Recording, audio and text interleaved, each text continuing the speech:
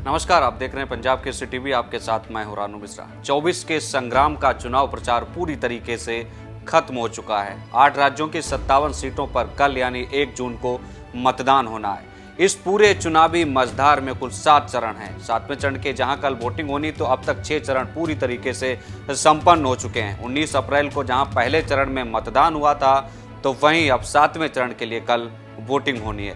इन 7 चरणों में सत्ता दल बीजेपी की तरफ से मंगल सूत्र से लेकर धारा 370, सीए जैसे तमाम मुद्दों को प्रमुखता से उठाया गया और उनके सहारे वोट मांगने की कोशिश की गई। तो वहीं विपक्ष की तरफ से बेरोजगारी, महंगाई, आधी आबादी, आरक्षण जैसे, अग्निवीर योजना को खत्म करने जैसे तमाम बड़े मुद्दों को प्रमुखता से उठाने की जद्दोजहद की गई।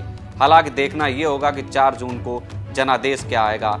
इसी से जुड़ी हुई हम आपको एक रिपोर्ट दिखा देते हैं कि अब तक के चुनावी मझधार में क्या कुछ हुआ, किसने कितनी रैलियां की और किसने किस तरीके से हुंकार भरी, क्या आरोप रहे, क्या प्रत्यारोप रहे और क्या पलटवार किया गया। इसी से जुड़ी हम आपको एक रिपोर्ट दिखा देते हैं।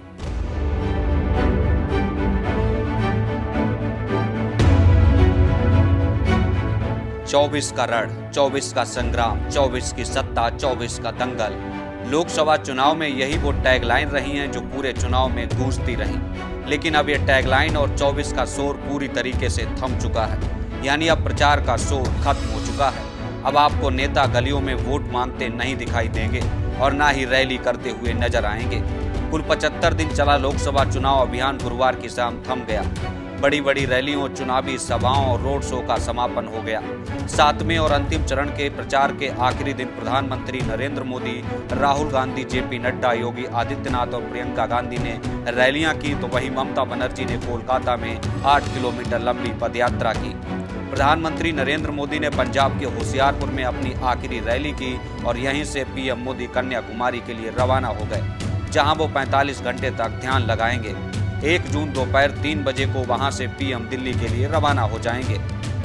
सबसे पहले बात 1 जून की, यानी कि कल आखिरी चरण में होने वाली वोटिंग की बात करते हैं।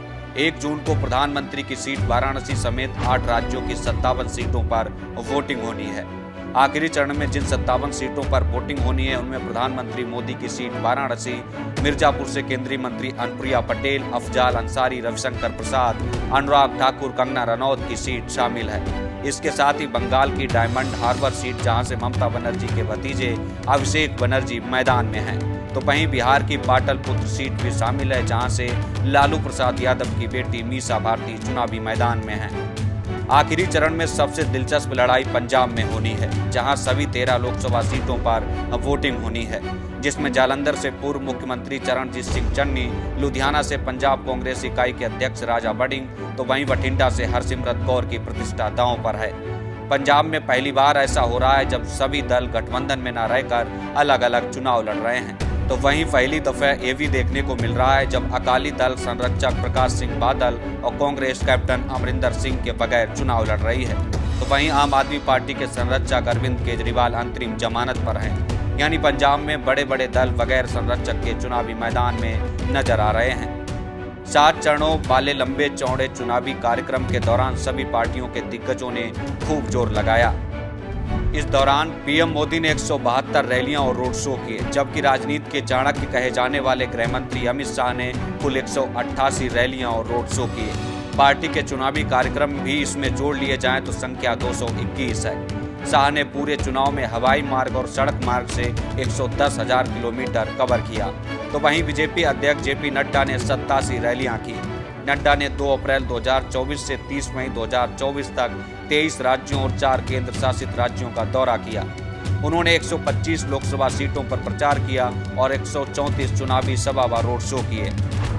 तो वहीं विपक्ष की बात करें तो राहुल गांधी ने 107 रैलियां और रोड शो किए, जबकि प्रियंका गांधी ने 108 से ज्यादा रैलियां और रोड शो किए। 100 से ज्यादा मीडिया बाइट्स, टिकटैक और इंटरव्यू दिए, साथ ही 5 फुल प्रिंट इंटरव्यू भी दिए। तो वहीं कांग्रेस अध्यक्ष मल्लिकार्जुन खड़गे ने 100 से ज्यादा रैलियां की और 20 से ज्यादा प्रेस कॉन्फ्रेंस और 50 से ज्यादा इंटरव्यू दिए, जबकि विपक्ष में अखिलेश यादव ने 69 रैलियां और 4 रोड शो किए। वहीं बंगाल में ममता बनर्जी ने 61 रैलियां और कई रोड शो और पदयात्राएं की, जबकि बिहार में नेता प्रतिपक्ष तेजस्वी यादव ने देसी अंदाज में हुंकार भरते नजर आए। महागठबंधन की साझा घोषणा के बाद तेजस्वी यादव ने 6 अप्रैल से कुल 251 जनसभाओं को संबोधित किया। 7वें चरण के चुनाव प्रचार में जहां सत्ता पक्ष बीजेपी राम मंदिर, धारा 370, सीए, मंगलसूत्र, घुसपैठिए, मुस्लिम आरक्षण, शहजादा और आखिरी चरण का प्रचार आते आते बीजेपी की तरफ से मुजरा जैसे शब्दों तक का इस्तेमाल किया गया, तो वहीं विपक्ष महंगाई, बेरोजगारी, किसान आरक्षण, इलेक्टोरल बॉन्ड, अडानी अंबानी और अग्रवीण योजना को खत्म करने जैसे मुद्दों के सहारे सत्ता पक्ष को घेरता हुआ नजर आया। 7वें चरण की जिन 57 सीटों पर कल वोटिंग होनी है, उनमें पिछले लोकसभा चुनाव में एनडीए ने 32 सीटों पर जीत दर्ज की थी, जबकि तत्कालीन यूपीए ने 9 सीटों पर जीत का परचम लहराया था। फिलहाल दोनों ही गठबंधन इस बार अपनी जीत के आंकड़े को बढ़ाने के लिए पूरी ताकत लगाए हुए हैं। ये पहला ऐसा लोकसभा चुनाव है जिसमें मतदाता कोई दिलचस्पी नहीं दिखा रहा है। शायद यही वजह है कि पहले के चुनाव के मुकाबले वोटिंग परसेंटेज में गिरावट देखने को मिली है। चुनाव आयोग की माने तो अब तक 6 चरणों के चुनाव में 65.63% वोटिंग हुई है।